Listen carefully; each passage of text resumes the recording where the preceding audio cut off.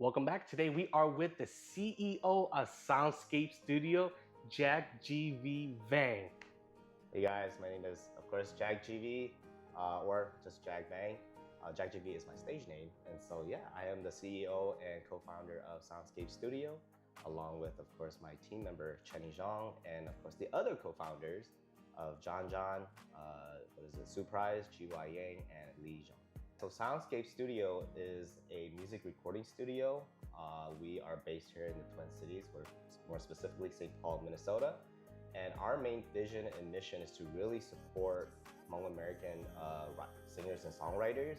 Of course, we also serve underserved communities too. And yeah, we provide professional recording services to also supporting them as a mentor and to guide musicians so that they know how to navigate the music industry and know how to be able to turn a hobby into a full-time career. And then not only that, one of our main goals as well too is to support the Hmong language. As we understand, Hmong language is dying out within our younger generations, but we find that a lot of younger generations still listen to a lot of the musicians nowadays, and they listen to Hmong music. And so we found that that is a really good way to expose the Hmong language to the younger generation, and hopefully they can still sing and be able to understand the language. And then why the name Soundscape Studio and what's the meaning behind it? Yeah, honestly, so that's kind of funny because our group of friends and the co-founders, we didn't really have a very specific name in mind. We were just like, oh, what sounds good? And then I think it was Chenning or somebody was like, hey, we should do something with Soundscape or something like that, just because it's more of building the sound of music. And also we thought about scape in terms of landscape, right? Yep. Mountains and stuff. We're like, oh yeah, Hmong people, we're kind of from the mountains, And so Soundscape, and then of course we're a studio, and so we just kind of came to the Soundscape Studio as we, shape your vocals and we shape your music. And then how long has Soundscape Studio been around? Yeah, so Soundscape Studio has not been around very long. We literally just got the building last year, 2025, and the business was registered as a business in the beginning of 2026 on January. And then what were some of the biggest challenges about getting started? Oh man, some of the biggest challenges of getting started was really the build out of the studio. It took us a really long time to build out the studio as there was a lot of renovations that needed to be done, and we had to build an actual recording studio. And so it took us a long time to get all the pieces. We had to raise funds through fundraisers. And then not only that, of course, build out the studio. And that took us I would say the entire year of 2025.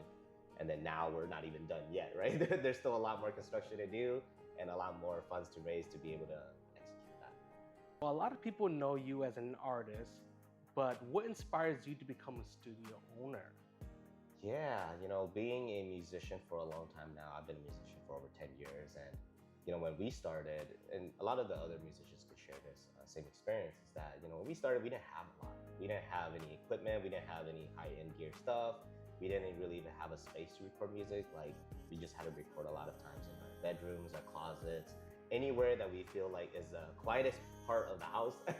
And through that, I was like, why don't we give this opportunity to the young musicians nowadays who are just kind of coming into this industry, and they a lot of times don't even understand the quality of equipments that they need to have and how to really get out there. And so being able to build this space allowed us to just give that opportunity to the younger artists, the younger generations. And so shifting from that to now the studio owner, it actually feels really nice because then now through my 10 years of experience, I understand how the industry works. I understand who do you go talk to? How do you get booked for shows? How do you meet promoters? And how do you collaborate with other artists in order to grow your branding, your personality, and who you are as an artist? And not only that, of course, understanding the industry in terms of the legality side, how to protect your work, how to protect yourself, how do you distribute your music, how do you even make money through music, right? And so passing that knowledge on to the younger generation is really what drove me to kind of shift from being an artist to being a studio owner. And then what's something people misunderstand about owning a music studio? Yeah, I feel like people misunderstand owning a studio with you have lots of money and it's only what rich people kind of do. But you can still make a successful studio without all of those thousands and thousands of dollars of equipment. It's really about the knowledge, and it's very community driven. You know, being a music recording studio, it's difficult because not everybody's trying to be a musician. It's only a select few, and so we have to really be able to find a space that can just support other musicians, and also it's very community driven, right? Like everybody helps support each other. We share equipment, we also share ideas, and we share like even songwriting, right? We help each other, and it's very like group based, and it's all about being together and working together. My favorite part of the job is really to support the younger generation. I think getting to see them come in, especially if they haven't really recorded much, but they do have the vocal talent and they have the drive, it's really getting them in the studio, mixing their songs, mastering it, and then showing it to them, and they're just like, wow, like this sounds so crazy, it sounds so professional. And I think that's what really, makes me excited to continue to do what I do.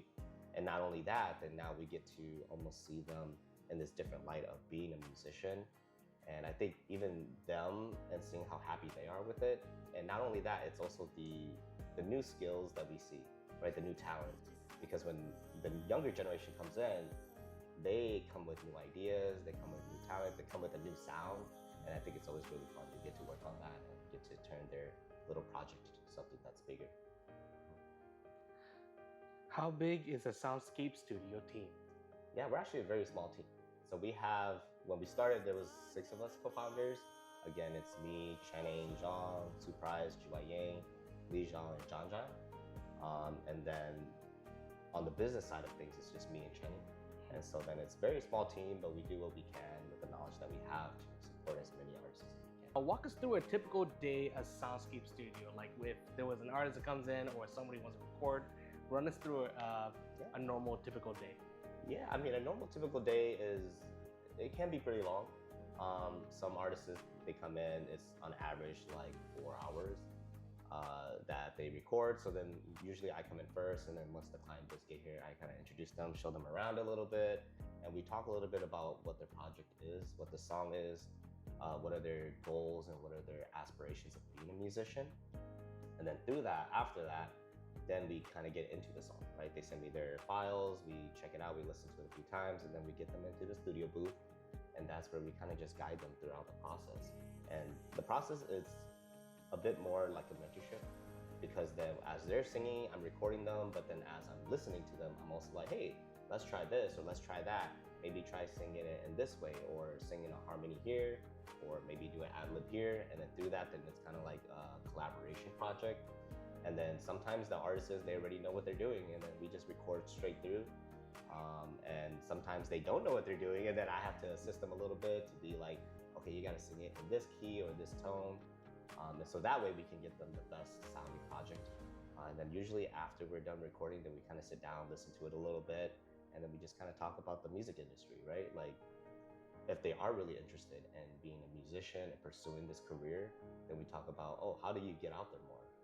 Focus on branding, what you want to wear, and just how do you stand out, right? And I always give the example to them of like, how do you, like, whenever you think of Surprise, like, what do you think of first? And they're always like, oh, his beard. And I'm like, yeah, exactly, right? Like, you don't even need to know like anything else. So yeah, usually then if they can recognize one thing from you, then they can automatically know who you are when they see you in public, right? Whenever you see a guy in public with like the split haircut, we think of Channing. You think of Surprise when you see a guy with a big beard, or wearing a bandana, right? That's like their signature thing. And so then I teach the artists that too. Like, you guys got to come up with your signature thing that people recognize you for, whether that is something physical or something, that you do that's just a little bit more extraordinary, right? And then we kind of go through the music industry of just like, things to look out for. How do you get out there? And then if they do want more performance opportunities, then I try to connect them with my connections, since I'm also connected with other promoters. And so we're just really trying to give opportunities to these artists that come through. And then usually by that time, the 4 hours is up, and then they just kind of go home, and then I work on mixing and mastering the song for them, and then I send them the final project, and that's usually how regular day goes. And then what makes Soundscape Studio different from other studios or at-home studios? Yeah, so from other studios, what makes us different is our specific focus on Hmong-American artists. I've done a lot of research before we kind of like pushed us towards the business route, and there are not. I would say there's like literally no Hmong recording studios, at least that I know of. And if there is, we'd love to connect. But through that, our main focus is again Hmong-American artists. We really, like I said earlier, we really focus on the language. I mean, of course, if they sing English songs, that's fine too. We get it. We're in America. But we do try to support the Hmong language as we understand that the younger generation learns best from being exposed to it. Because there's actually a story. I have a friend, and she has a really young daughter, probably just like 4 years old, 5 years old. And she tells me all the time that her daughter sings along to my song all the time. And I'm like, oh, wow. And she's like, yeah, but my daughter doesn't know Hmong at all, doesn't speak Hmong at all, but she can sing along to the Hmong words in the song. So that made me think, and I was like, oh, wow, yeah. And this isn't the first time I've heard this story. So I'm like, wow, I think we can make music into something much more than just entertainment. It's actually a part of our culture, a part of our history.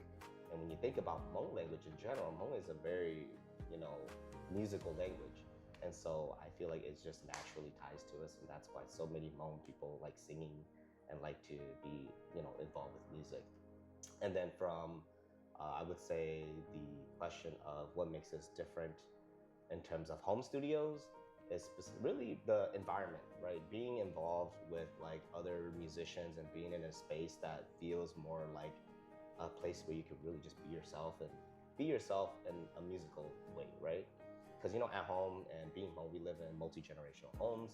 So we have grandma, grandpa, mom, dad, and all the siblings running around screaming and making noises all day. And so here really is a quiet space. It allows you to really get into the moment of being a musician, and then also being in the studio, everything's already soundproof. So you don't have to worry about like different noises and other noises coming around. And then not only that, we have, high quality recording equipment. Of course, it's nothing like super duper high end like the mainstream artists, but it's enough that it can get you, out there and get you started as a, I would say professional independent recording artist. And so I feel like those are the really different pieces of what separates us from other studios and also from home studios. And then what advice can you give to an up-and-coming artist who is just getting started? Yeah, I mean, of course, the main thing is work on your craft. You can't do music if you don't have, your instrument, right? And so really work on your craft. But other than that, if you're already beyond that point, then really the idea is to understand that music is much more than just music alone, especially if you're trying to turn it into a career. It is really on the business side, and being an independent recording artist, especially in a small community like this, you really have to wear multiple hats. You have to understand marketing. You have to understand how to budget your money and how to even raise money. And then not only that, you have to contact people, email people. You have to know how to read contracts and understand a lot of these legality stuff. And so I would say it's good to, you don't have to do it all yourself, but it's good to be knowledgeable a little bit of each thing until you find people who can support you or you find a team. Then that way you can really just focus on your craft and what you're really good at, and then your team can kind of like back you up on that. But the other thing too that I would tell, up and coming artists is go out there, perform. Like there's a lot of community events. You can go to the Hmong International Freedom Festival, go to Hmong New Year, and not only that, now Hmong people have like community events all over the U.S. and multiple states. And so now you can go out there, perform at community events, get yourself comfortable on stage, and also get engaged with the fans. There are people out there who may be your fan, maybe they're not, but if they listen to you sing out there, they're like, oh, this person's actually really good. Why don't I check out their social media platforms or social media handles? And so really just put yourself out there. That's the best way to get started. And then this one is just your opinion. Who are the Mount Rushmores of Hmong artists today? And I guess today, modern day era, and in the past. Oh man, yeah, that's a hard one. So I guess you can get two different lists. Yeah. I'm gonna start with the past first. I feel like that was a little easier. But it is hard too, because in the past there was like so many musicians that were so inspirational, and it depends on how far we say in the past, right? Yeah. Because in the 90s it was a whole different group of people compared to like 2010s. Yeah. But I would say I'm gonna focus on the 90s because I feel like that was a little bit more in the past. I would say, yeah, it was definitely like Paradise, Destiny Band. There's like so many of them. I mean, definitely White Shadow was very memorable. I think they've done a lot of great work. And then one more person of in the 90s. I feel like it was a lot. I mean, I feel like okay, Leeo might be a little bit before 90s, but I feel like he was really big in the 90s. And so he definitely set the tone for a lot of musicians during that time as well too. And then now for modern day, oh man. I mean, I would say yeah, definitely Chenning's up there. I feel like being friends with him and being at his performances and concerts, like he's always like the center of attention, you know? Like no, the funny thing is I never want to walk with him anywhere because he gets stopped so often. Like if we're out in the community and you're walking with him, man, it's gonna take you an hour to get to where you need to go. But yeah, Channing, I would say David Yang, he's definitely set the tone. And he's definitely one of the bigger artists. I would say at a certain point, Yasmin was. I mean, if we're really looking like today, maybe not as much, but during just the generation like right before, I think she definitely made a big impact and she has a lot of subscribers. She's not only involved here in the US, but also overseas. And you know, I know people have their different perspectives of her, but I think as a musician, she was very successful with that. And then one more, let's see. Man, it's a hard one. I feel like there's quite a few. I'm gonna have to give it to Death Rhyme, even though he's kind of slowed down a little bit, but he, I think, set a whole trend for Hmong rap, the Hmong hip hop scene. I mean, I know Sean Lee did too, but I think Death Rhyme definitely set that generation up because now there's a lot of rappers that sound just like Death Rhyme. And I feel like if they do his technique and his vocal techniques, they usually end up pretty well off in the music industry. So yeah, I think those are my four. I mean, there's so much more that I want to name because I throughout my years, I've met so many musicians and so many amazing musicians. And it's just crazy to see how many people we have in the Hmong community in this industry that have done so much. And so there's so many more I want to name, but those would be the main four that I think of right now. And then who, in your opinion, is the most underrated artist who does not get enough credit? Ooh, underrated artist. I would say Surprise because he's really popular out in the community. Like people know him and stuff, but when you really think of his music and his numbers, like the analytics of it, he's not getting enough analytics, I feel like, because he has so much impact in the community. He's collaborated with people all over the world as well too, and he continues to put out work, even though he's told me a lot of times that he's wanting to slow down and everything, but he continues to do a lot of work. And not only that, he supports a lot of the current musicians, so he actually writes a lot of artists' songs too that has reached millions of views as well too. Not only that, he supports a lot of the younger aspiring artists as well with helping them with songwriting and things like that. And so I feel like Surprise is very underrated, even though he is popular out in the community, but his numbers are, you know, not as much as a lot of other musicians. And so I think he needs more support. Anything exciting coming up that the people should know about, whether if it's from Soundscape Studio or from you as Jack Jimmy? Yeah, so from Soundscape Studio, we have quite a lot of different things coming up. I mean, I feel like we just started, so everything's like exciting to me right now. But a few big exciting things is really the different partnerships that we're able to get, you know, because we're so involved with the community that everybody is very supportive. And so we do have multiple partnerships to do more outsourcing, to provide more services. Not only that, we have involvement with like even the Hmong Elder Center that we're, you know, part of, and getting to be involved with the community and utilizing all the different businesses that we have and getting to collaborate everybody. I think that's the most exciting thing right now for Soundscape, and being one of the first, I feel like, Hmong recording studios that's more public out there. I think this is a great way for the community to just be more involved and to support each other. And then for myself, the most exciting thing right now is I do have a song with Harlan. It's still currently in the works. We're still trying to figure out our music video and things like that. So it might not come out anytime soon, but maybe in the winter of 2026, 2027, that transition. And so hopefully we can get that song out because we've been working on the song for half a year now. So I'm super excited to get out there. It's a really, really good song. And Arlen is just an amazing vocalist, and so I'm super excited for that. So you can find me on YouTube, Jack GV. I'm all over the streaming platforms, YouTube, Apple Music, iTunes, Spotify, all the above, and of course Facebook as well. It's just Jack GV Bang. But in general, if you look up Jack GV, you should be able to find all my social media platforms.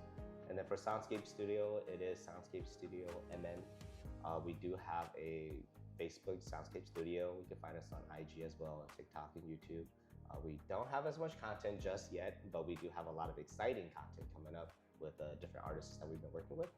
And then not only that, you can book a session with us through either DMing us on Facebook, emailing us at administrator@soundscapestudioMN.com, or you can check out our website. It's still technically under construction, but you could view it right now. Actually, it is live. It's called SoundscapeStudioMN.com, and through there you can see, of course, our mission, our vision, our portfolio that we do have, and also that you can book with us directly on there, and it handles all your payments and everything. And then through that, we can get you in the studio and get you recorded and get some professional services done and get you out there, so that way you can continue to pursue your passion and also make money while doing it.